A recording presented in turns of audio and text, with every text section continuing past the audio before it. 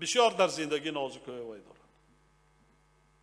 بسیار پدر و مادر همین است که سینی 17 نره فکری الک خانه‌دار شوی فرزند را میکند، نه فکری آماده کردن این فرزند را به حیات به زندگی مستقلانه.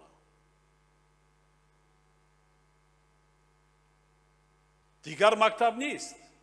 مکتب این تعلیمی پدر و مادر والدین به زندگی مستقلانه، دیگر مکتب نیست.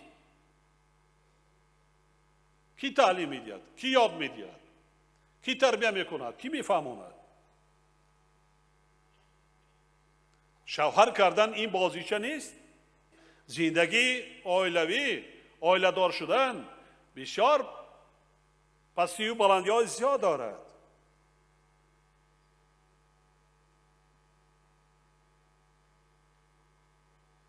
هنر داشتن در کار، کسب داشتنشان در کار، کدبانو بودنشان در کار،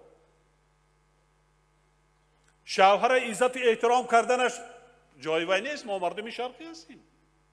بعضا نازکی ها نزاکت های زندگی است که فقط مادر گفته میتواند به دختر خودش، نه آموزگار، نه پدر، نه یک شخصی بیگانه.